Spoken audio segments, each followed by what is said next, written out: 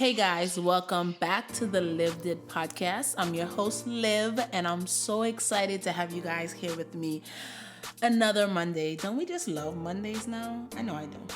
This gives me something to look forward to. So, let me start off by saying, if you have not yet subscribed, go ahead and subscribe because you're gonna love it here. Trust me. And we're like 4 weeks in. This is getting pretty serious. Like, you have to subscribe. You can't just be listening to me week to week and not subscribed. Who does that? But if you guys don't already know, this is like a relationship-based podcast. And when I say relationship with your spouse, with yourself, with your creator, everything that pretty much falls into that category. So we're going to be talking about all kinds of things. Y'all hear that Bahamian accent just came out. We're going to be talking about all kinds of things here. So yes, trust me, you do want to subscribe. And guys, I just must say that I'm such a procrastinator, and I'm like the friendliest shy person that you would ever meet. So doing this podcast is definitely pushing me out of my comfort zone. Like, it's pushing me up against a wall because I can't just be waiting till the last minute to record these episodes.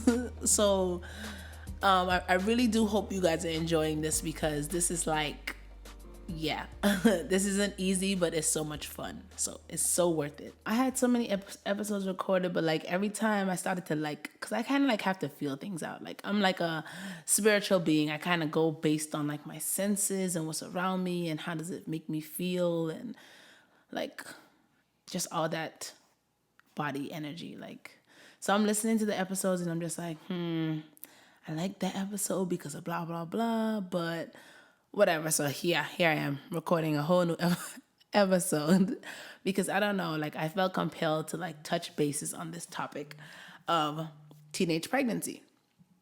So as I mentioned before with myself, I am a statistic, as they like to call us. But yeah, I got pregnant at 17, right before I got out of high school. Like, I think when I walked across the stage in like May or June, I don't really remember. I didn't really like school. But as I walked across the stage, I was like a few weeks pregnant. So coming from me, everybody was like totally shocked because I was just such a good girl. And what? You're having sex? But I just kind of want to touch bases on like the after effect. So I feel like with teenagers growing up, not all, everybody's different, and I'm kind of speaking from my experience as like, when I was a teenager. But as I thought about it, like later on down the line, like, everybody was like, no, don't do this. You're gonna throw your life away. What do you mean you're pregnant? You go to college. What are you gonna do to the baby? This is puppy love. Da, da, da. And I was just headstrong, like, no, this is my baby. This is my baby. I have to do this. So yeah. So I went through with the pregnancy, but like kind of looking back now, I just kind of wanna share my takes on it. So definitely as a teenager, 17 and pregnant, everybody was telling me like, blah, blah, blah, this is the wrong choice. You're going to throw your life away, this and that, blah, blah, blah.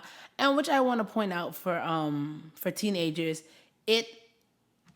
I could see where they're going, but I just kind of don't like the way that, we tend to word it in our society. It's not necessarily that you're throwing your life away, but you're definitely putting yourself and your dreams on the back burner. So when you get to it is when you get to it in a nutshell. And I just want to kind of touch bases and kind of share my opinion to say, when you're younger, you kind of don't know what life holds for you. And I feel like as teenagers, we don't see a lot. So we kind of go based on these fairy tales that we grow up loving. Like, we're going to run off into the sunset and our kids are going to they're going to be a beautiful mixture of us and blah, blah, blah. But we kind of neglect, or we don't like to think about, how is it really going to play out on a day-to-day basis. And I just want to say, like, the teenage version of myself felt like, okay, so I get pregnant and yeah, Maybe I don't get to go to college right away, but I'll definitely go back, and I'll definitely be able to do this when the baby gets this age. So you definitely do put your life on hold for a moment, and you definitely have someone that you have to constantly think about before you even think about yourself, which is the reason why it's so easy for as young mothers for us to put ourselves on the back burner and forget our dreams and never go back to college and kind of just get stuck, as a lot of people would say. And it's not impossible. Like I've seen teenage mothers flourish. Like they don't let them stop them. They get pregnant, they do what they have to do, finish college, they do everything, and so it's not impossible. But speaking from my perspective, and the resources that I had growing up, like it definitely put myself on a pause, and it's like you forget who you are, like what'd you like to do before this, or blah blah blah. So it kind of like it shortens your length on kind of figuring things out in your own self, and how you can push forward to follow your dreams and do something that truly makes you happy, and make sure you're operating in your God-given potential at all times. But one thing but the mind, you only forget what you want to forget. So you'll remember it again. So I just want to encourage somebody, like, just push forward, push through, and just stay focused. Like, you're not yourself. You're not your own self. Does that make sense? You're not your own self. You can't put yourself first anymore. You definitely have to put your child before you. But if you want to accomplish it, it's there for you. So don't let anybody tell you, like, if you do this, blah blah blah. Yeah, you write your own script, and there's no right or wrong way to do anything. And that was another reason why I decided to do the podcast, because I just always have my own vision for things, and I don't really follow trends, and I don't really follow fashion. I'm all about what makes me comfortable. And I was like, if I do this podcast, I can literally do this the exact way. Like, nobody has nothing to say that I did it wrong or I didn't do it right. Like, there's no right way. You do it how you want to do it. And if it works, it works. And if it doesn't, you can always tweak it. So I just had to squeeze that in there, because my producer keeps telling me, like, you're overthinking, and I'm like, no, I'm not. There's no way to think. You do what you want to do. But back to my topic. I definitely wanted to encourage a young woman and just kind of share my experience on it, because every time I think back, I can honestly say, like, I started from the ground up, because when I got pregnant, like, I was like on this high horse, and nobody could have told, like, even people that wanted to offer me like the best advice that they would give themselves and take themselves, I was like, nope, this is what I'm gonna do. Yeah, it doesn't matter what you say. It's my life. I'm 18. Nobody can tell me nothing. I'm grown. So even when people were trying to, like, offer me the solutions or their opinions or their advice, I was like, nope, this is how I'm gonna do it. Yeah, and some people meant good and some people didn't, but I just had to pause it for a second because I had to sneeze. And with all this corona going around, I didn't want to sneeze on you guys. So yeah, back to what I was saying. I felt like a lot of people definitely kind of wanted to offer me advice and kind of talk to me into, like, having just thinking more straight and more as an adult, because this is like a life-changing decision. But I definitely was like, yep, this is what I'm gonna do, and blah blah blah. So fast forward now, I go and I have this baby with my boyfriend, who we've been together not even a year. not even a year, but I loved him. Like, that was he was everything to me. So we had not even been together, and he was like, we weren't even forward. Like, some girls, like, yeah, they had that coming, but we weren't even forward. We were just kind of like, we were just horny, like, and like that. He was my first and all that stuff. So it was just like, it just made sense.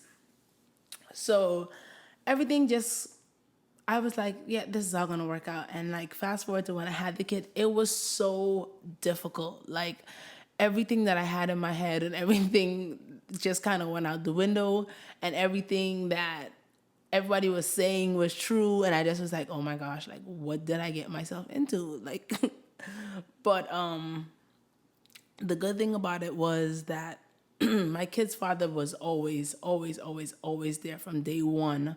From day one, he was just always such an awesome father to them, and was determined to be in their life as much as he could with all of the moving and the ups and downs and the breakups and makeups. Like he always made it his full duty to be in their life. So I think that definitely was God's way of telling me, I'm going to put you through everything else, but at least you're going to have someone that's going to be by your side through the whole thing. Because I felt like I went through some like just crazy off the wall. Like, I just hope my daughter doesn't even have to live half of the trials that I had to live through.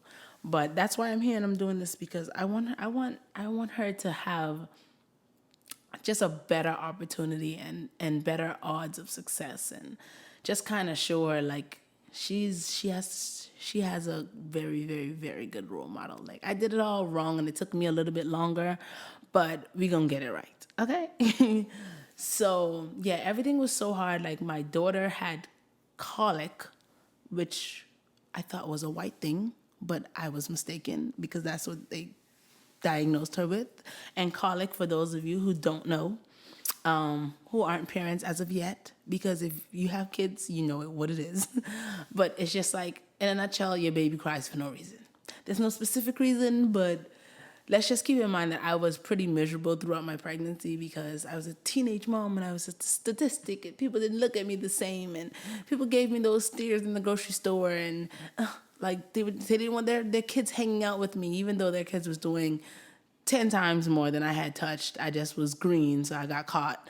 But it was a stressful pregnancy, and I felt like I had a stressful baby. Like my daughter cried so much. I mean, so much. And looking back, like as I got older and kind of able to read up on different things, I was like, you know what? Maybe I had postpartum because this girl would cry if you were feeding her. She would cry if you were bathing her. She would cry if you were smiling at her. She would cry if you were crying with her.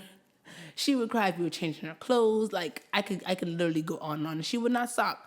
And I felt like she did not like me, especially. I mean, she would cry with everybody, but me more than anybody else. So like the first, I want to say 2 months, like my cousins were like really, really hands-on with her. Like I would literally like roll over and mix a bottle and then hand it to my older cousin and be like, yeah, feed our baby. Because at this time I had just turned 18, and who's gonna let two what do they call it? Two boyfriend and girlfriend like live together under the same roof and blah blah blah. So I was kind of like single parenting in an aspect, but I had a really, really good support system because God knows I really couldn't do it without them. Like my mom, my aunt, my cousins, like they were like full throttle. Like if she cried, no, when she cried is what I want to say. When she started to cry. So I feel like when a lot of my friends were out like spring blinging and, going to like dorms and parties and just living their very best lives, as teenagers would call it, I was like at home, like in full mommy mode with like a baby at my titty. And it was just like, I'm sharing this because I just kind of want you guys to see, like, I felt like all of my friends and, all of my friends and cousins in my age bracket was like, oh my gosh, she's beautiful. Like, she is so beautiful. She has this curly, silky hair, this nice, dark, smooth, skin complexion. She looks like an Indian, and she was just so tiny and precious, and she was just like, she got so chunky, and she was perfect. Like she had the cutest lips, and she was perfect. She was such a good baby. But yeah, back to what I was saying, it was a lot.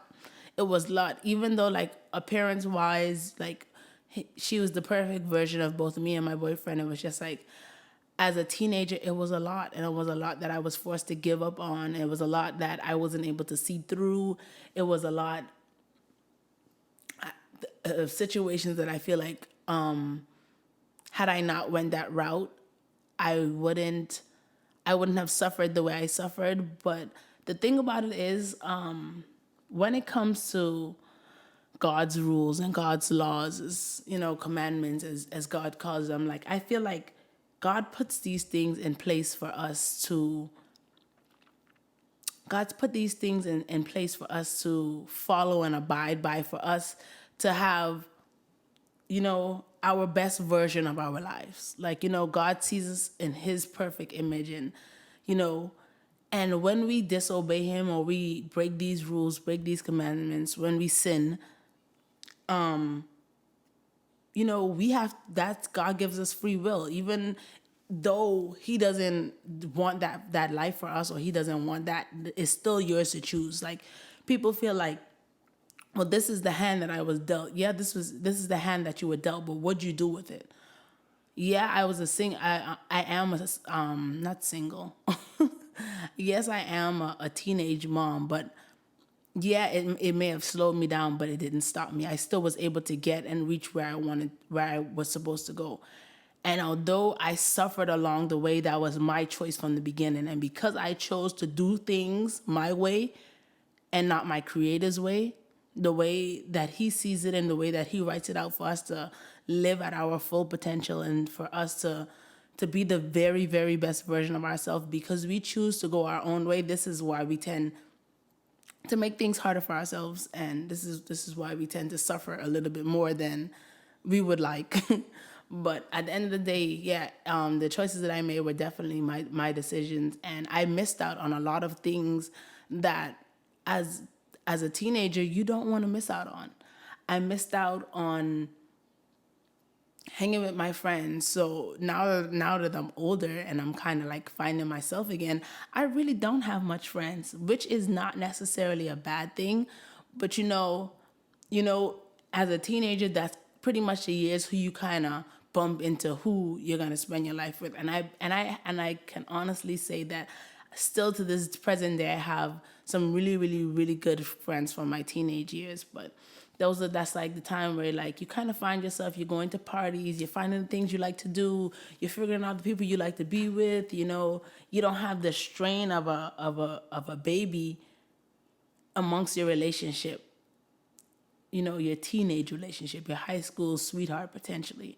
Like, it's so important to, like, wait and keep yourself protected and all these things, because having a baby as a teenager is a very, very, very life-changing experience. And I want teenagers to know what they're going in before they get where at that point. Like, I feel like, as a statistic, as they like to call this, I pretty much bumped into every spot that I got because of the situation, but no one kind of governed me and told me, like, okay, well, if this would have happened, this is how it's gonna be, blah blah blah blah. So I can literally say I lived out my life. I started from the bottom, and I didn't start from the bottom, but like when I was on my own, like, I was down, and I literally worked my way up, and to get everything that I want to this day. And it's hard. It's so hard. It's so hard. It's so tough. No, I feel like no one fully understands. Like, if you have an awesome mother, like, thumbs up to you, because I think they understand the best, what their daughters is going through when at that moment.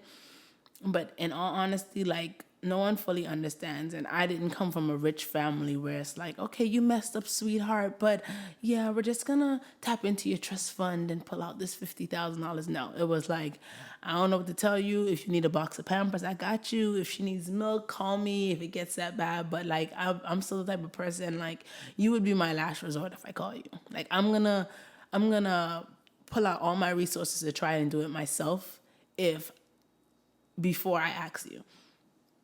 So I definitely can say, like, I worked my way up and I worked my butt off for everything I had, and I made a lot of bad decisions, a lot of bad decisions, a lot of things that could have been avoided. But like I said, I was doing it on my own, and I didn't really have the knowledge and the resources that I would have that my kids will have. Let me say that. I didn't have the knowledge and the resources that at that age that I will make sure my kids have when they're that age. So a lot of the things I was doing, it was just like,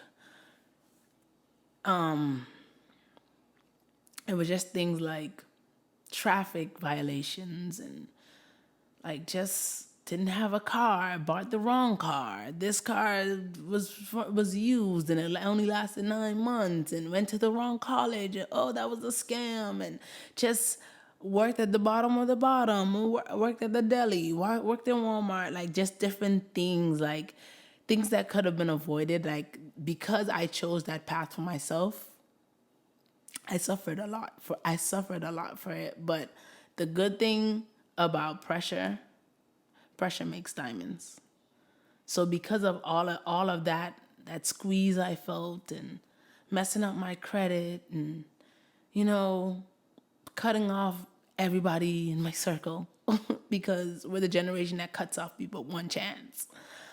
Just all the things that I did wrong, it was like, what can stop me now? Like, I've been at the bottom, and I've started from the bottom, and I've done it all wrong. I could write a book. I will write a book. But I just definitely, if you're a teenager and you're listening, definitely just put yourself first at all times. Put yourself first. Know what you want. Sit down and write it out. What do I want? What do I want to be? Where do I want to go? Where I want to live? What do I want for my life?